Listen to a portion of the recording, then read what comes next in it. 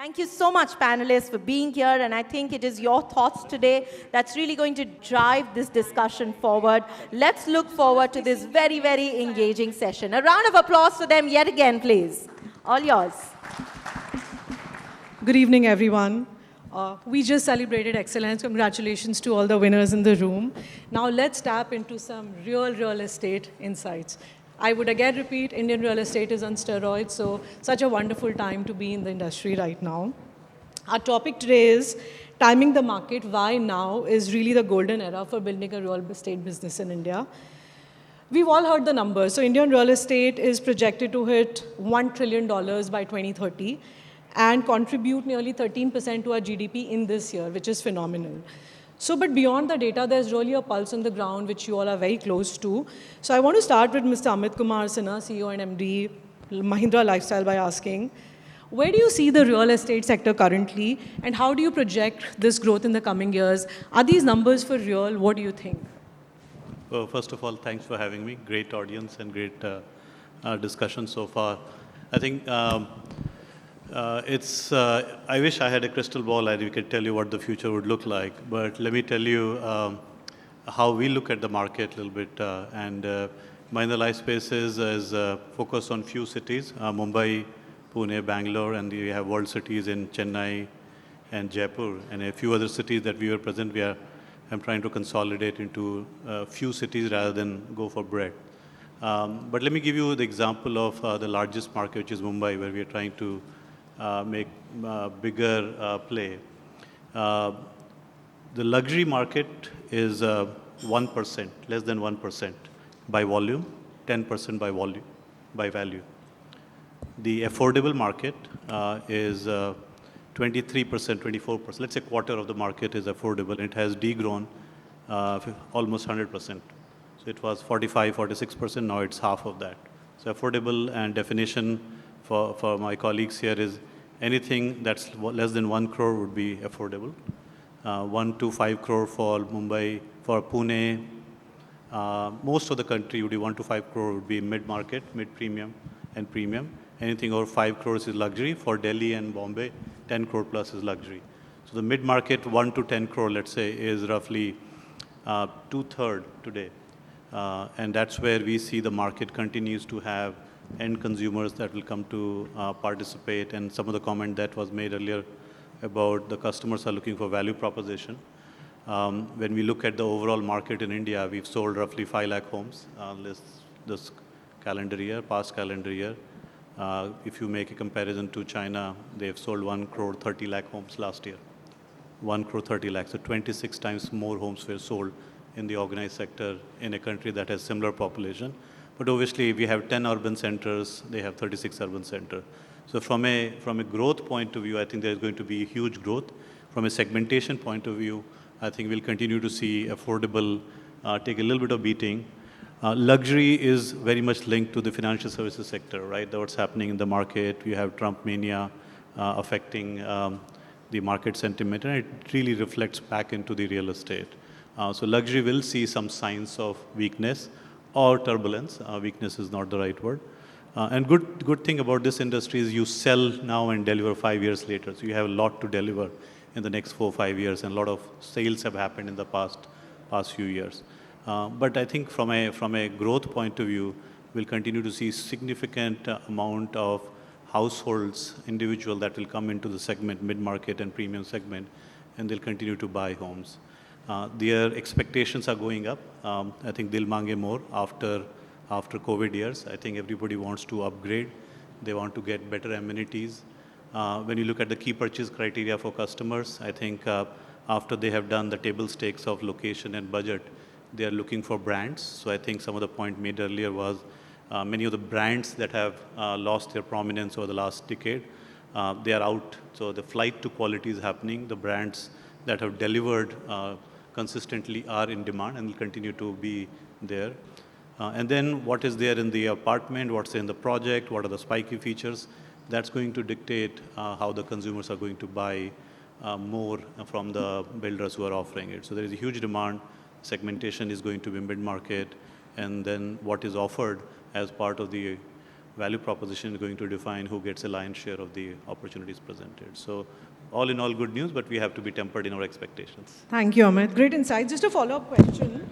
So are you all in question for the panel? Are you seeing slight dip in the consumer sentiments right now because of whatever is happening in the financial world? Because we are in our business and we're sort of wondering where is it coming from and why is the consumer sentiment so low right now? Yeah, I think I can talk to you about 3 markets where I'm much deeper: Mumbai, Pune, Bangalore, and my colleagues can touch upon NCR and other markets. I think we look at the inventory overhang. The inventory overhang was the best till December. That means you had roughly 12 months of inventory sitting there. Mumbai was 13 months, Pune was 12 months, and Bangalore was similarly 12 months. That means if you launch today, in 12 months you'll be close to sellout. Whereas from December to now March, this has moved up by 2 months each, which clearly shows that there is more launches happening, the absorption a little bit slower. And you can say that has the demand come down because of what we're seeing in the financial service sector, or are people being careful about passing on their decision by a few weeks, few months, few quarters? Do you see it recovering anytime soon? Yeah, I don't think it's a question of recovery. It's a question of when people feel comfortable. The demand is there, but people saying that, hey, if the market is going to correct, should I wait for a better deal? And that's what our people are waiting. So there will be likely price correction, which doesn't happen in Mumbai, it doesn't happen in many markets. It does happen in some of the other markets. So I think consumers saying, hey, there's a lot of turbulence, let me just wait it out, and I'll take a decision to buy soon when things are more stable. I think That's our Vishal view. wants to add So something. I have a difference of opinion with Amit. That's always good to have. Yeah, I think the market just kind of, so after 2014 till 21, the market was down in the dumps, right? There was such a large pent-up demand. And if you've seen from 2021 to 25, the kind of price increase that has happened, that has just led home buyers go crazy that, if I don't buy now, the price is going to go up. If I don't buy now, it's the price. And what has happened to us is, what you are saying is market is down is just relative, right?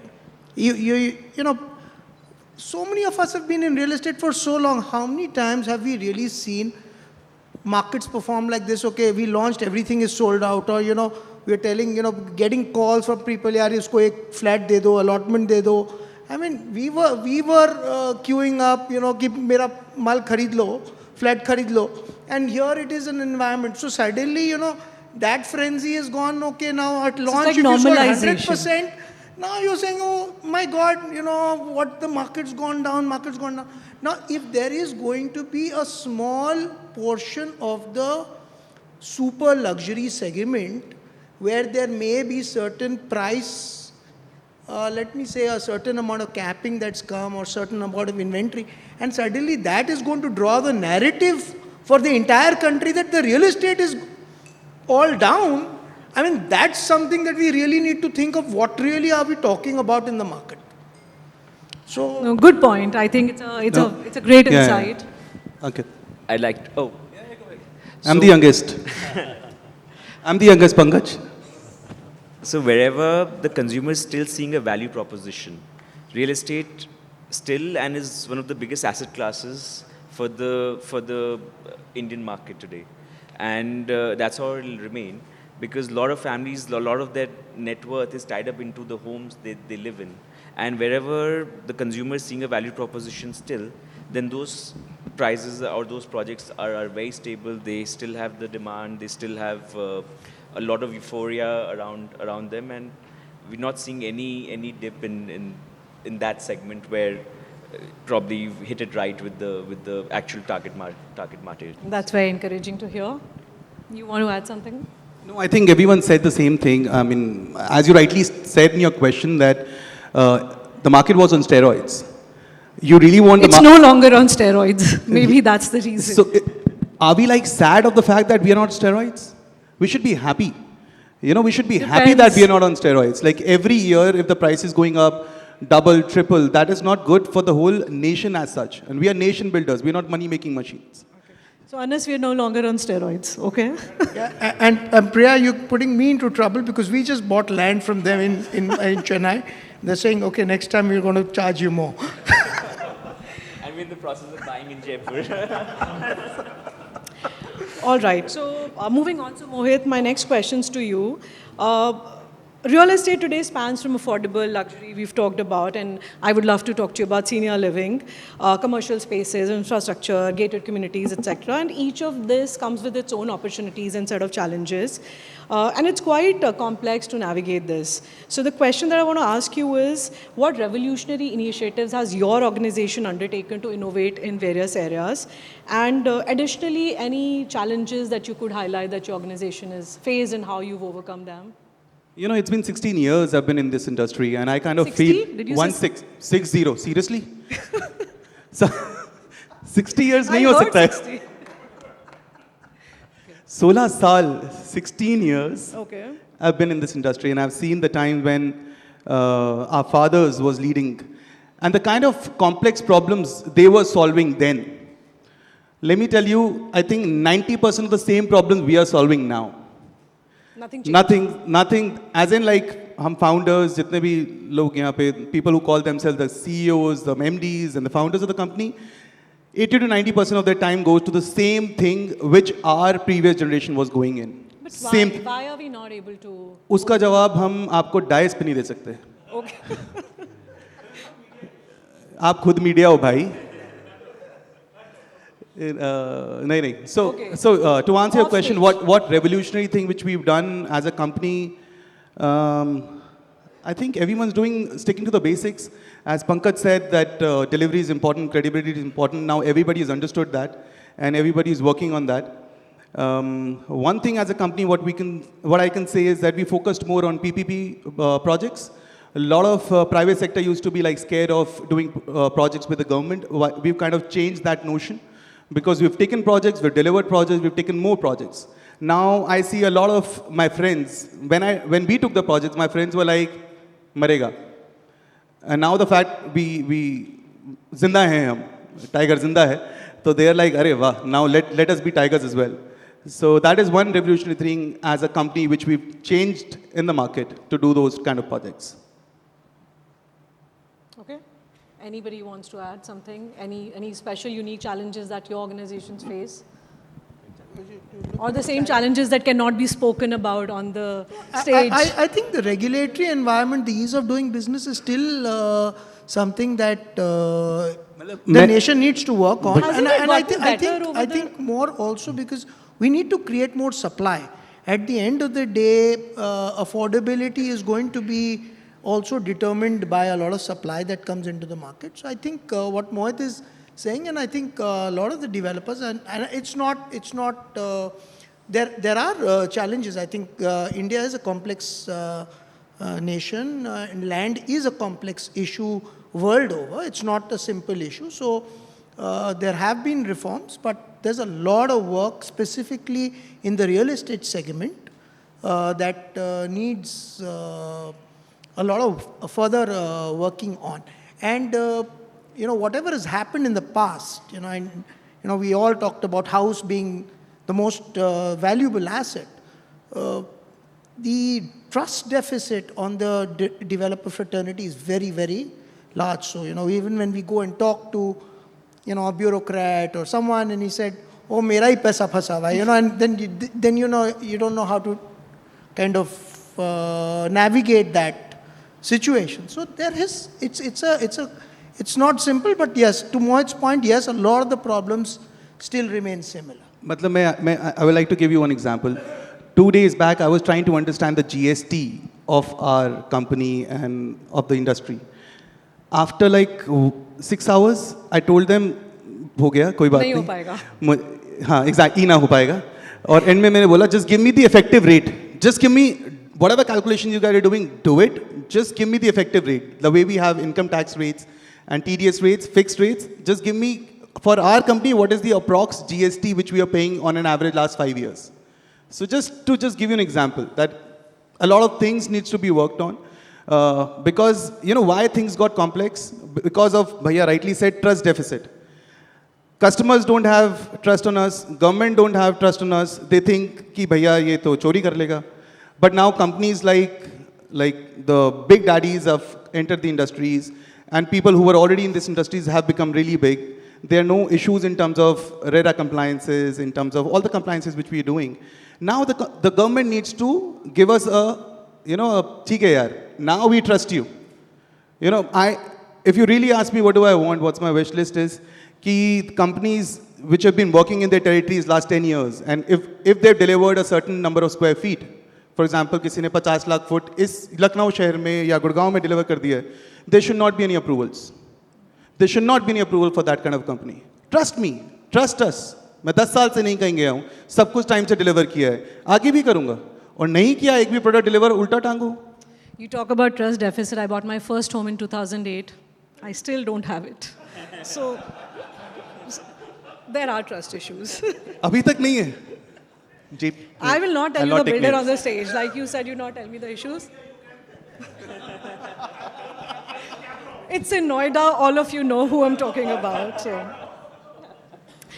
So over to you, Vishal. So, old age senior living has been stigmatized over a number of years. A personal experience, my younger brother bought a home for his in-laws at Ashiana, Bhiwadi.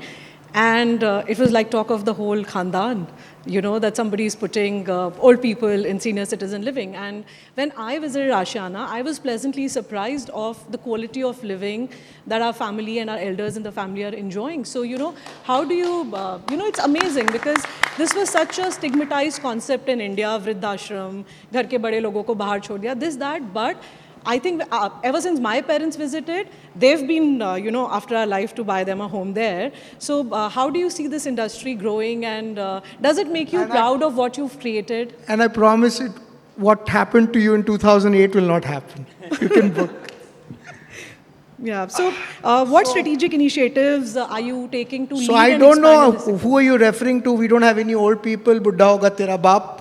There's no old people in our society. They're all young seniors. I think the whole idea of putting a break on life and, putting a thought around this, we've compartmentalized society, as a child you should do this, when you're in college you should do this and this and this and this. And I think that stereotype people are now changing. They need to break through that stereotype. And I think that's what really senior living has offered to a lot of people who want to get away from that, behave like this. You're an old man, you're बुजुर्ग हो गए हो, बुढ़े हो गए हो, इसी तरह से behavior रखना चाहिए. I think that stereotype is breaking, and it's not like we've created some new product. It's just that there was a demand sitting there in the market. It was just that we were able to identify that demand. We just saw it. We saw it coming very early. My father was very entrepreneurial. He used to, we had business in the US. He used to go there. He used to see these beautiful communities where people are really enjoying. He came back here, Vishal, मेरे को अपने seniors के life में खुशियाँ भरनी है, कुछ करना है. I said, what an amazing thought. Yeah, truly. so and that's how it started. But in Bhiwadi, we saw seniors who were retiring from Delhi coming to Bhiwadi, that time in just regular communities, because they liked the lifestyle there, the cost of living, the peace of living. And that's how it just started. We identified that demand and we said, these guys are coming, what are they really looking for? Why are they leaving Delhi and coming to Bhiwadi? They're not coming here for work. What's happening? And that's how it started. And I think over a period of time, by engaging with the customer, by learning, we've had lots of challenges. We still have lots of challenges. But we've learned and we're trying to, give them a better quality. But the sense of community that I saw at one of your senior livings is brilliant, because people have common problems, common issues, common dreams, aspirations. I think it's amazing to see that camaraderie. Yeah, so I think they've really, people have really got together to do activities. We've all made friends doing things. So I think that's been something. And they've been able to, break a lot of the stereotype, right? So, you've got 70, 80-year-olds doing catwalk and, things like that. So which which is such a pleasure, which is such a delight for It us. is, it is. Wonderful addition to our country. Thank you. You wanted to add something? There's a story? Okay, all right. So my question to you, Amit, Mahindra Lifespaces, you all have played a pivotal role in transforming the real estate landscape across the country with presence in over 9 cities. How do you compare the dynamics and opportunities in these diverse markets? And any specific strategies that you would like to share that have worked across the regions for you as the company?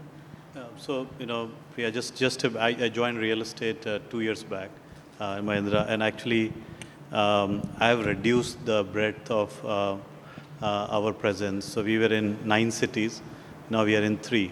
Okay. And we are finishing our project, Mahindra Luminaire here, and we right now have no plans to extend our presence So you're in NCR. consolidating? We are consolidating because what we found is this is a business of depth. It's not a business of breadth. So you go deep in a market. So as an example, the largest player in Mumbai is Lodha. Lodha has 6% market share in all of Mumbai. Mumbai is 2,25,000 crore. We have sub 1% market share.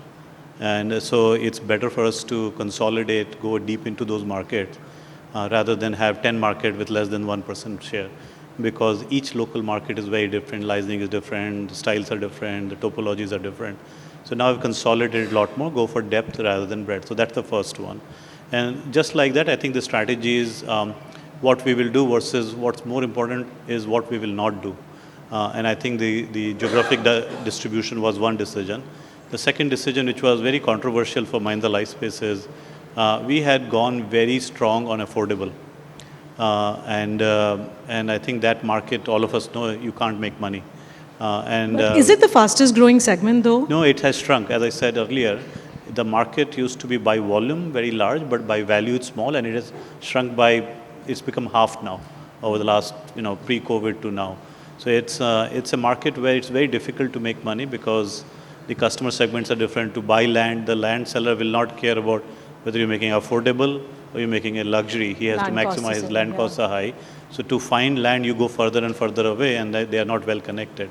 So those economics just don't work out for affordable. So that was a big decision we took. And in case of Mumbai and some of the other markets, you have to go for capital efficient model because land prices are so high. So you do joint development, society redevelopment. So that's where we've gone a lot more aggressively. We got land bank worth almost 20,000 crore in just last 1 year. So those projects will be coming up online in the next few years. Slum redevelopment is a very attractive opportunity, high risk, high reward. And we said for our brand, we just can't participate in any brand issues. So we said we'll not participate. And there are many such decisions we have taken to consolidate our own internal thinking. And I think you were talking about the challenge. One of the challenge we face is this huge skill gap in the industry. And if you want to hire, if I have to make a 210, 220 meter structure, I need high quality structural engineers. And we keep poaching from each other rather than develop them from the ground up. And it's a 5 years effort. And the moment you develop somebody for 5 years, he is much more marketable and get taken away by somebody. And I think that's where we are trying to say, how do we develop our own talent pool? So we launched a GT program, all women GT program actually. And our women percentage has gone up from less than 20 to now 27%. And they are working not in the office or back office, they're working on the sites.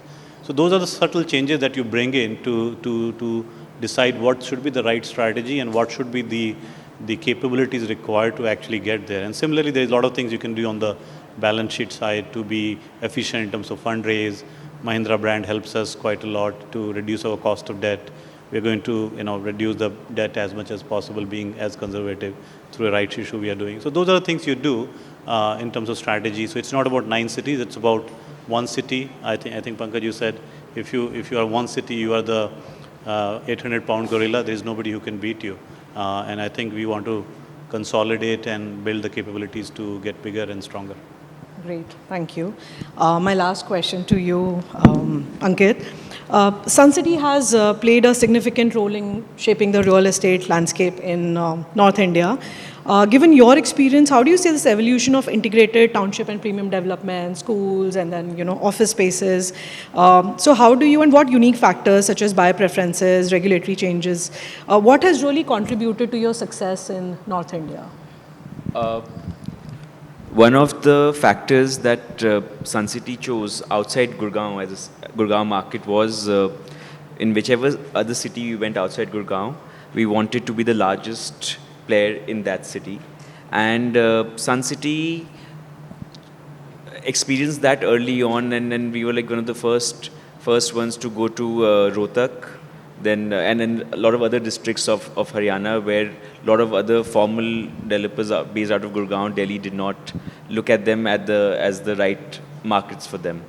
And so that really played well for because we sort of owned that city, as Amit said, that be the largest or biggest player there. So it was much easier to be present over there.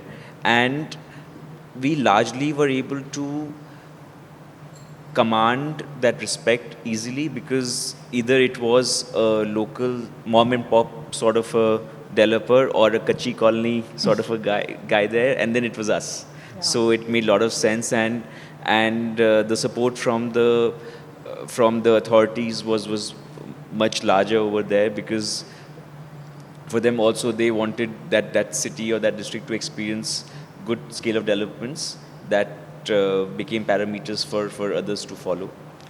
And so that worked. And of course the ecosystem, the norms itself forced you to plan that ecosystem, but just that there's a lag indicator because all the social infrastructure follows once the population comes in.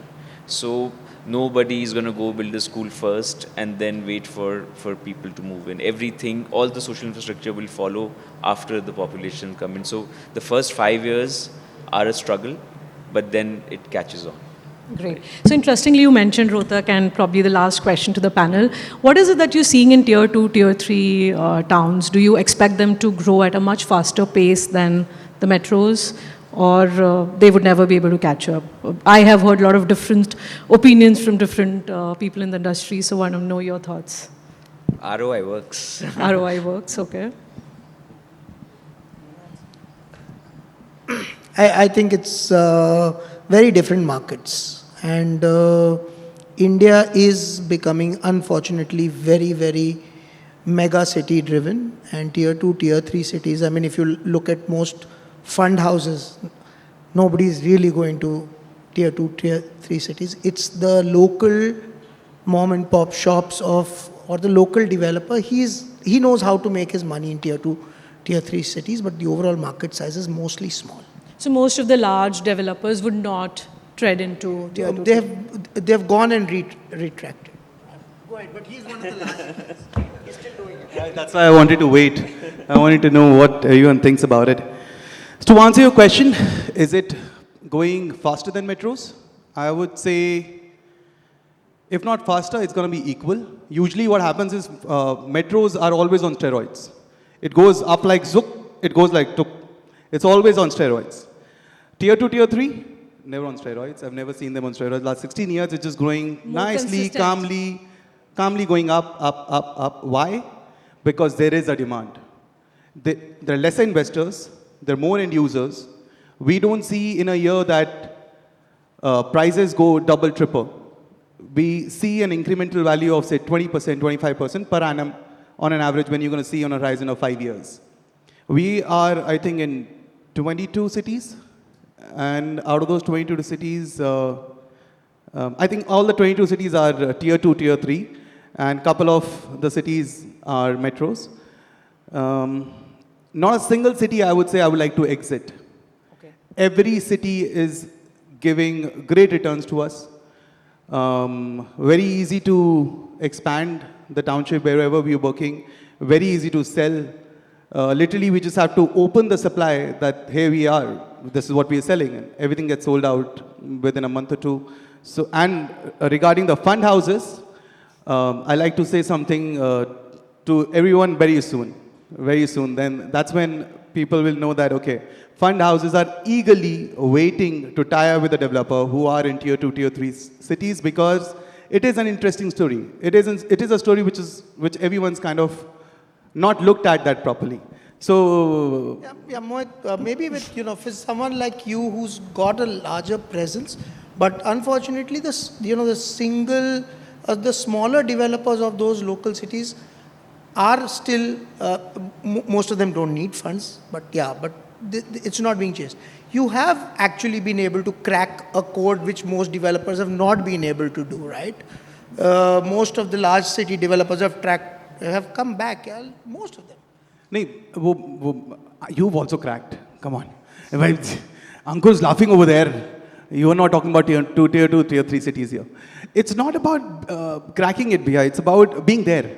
You know, usually what happens is we become impatient because the kind of returns a Delhi NCR or a metro has given to a developer, you cannot imagine that in tier 2, tier 3.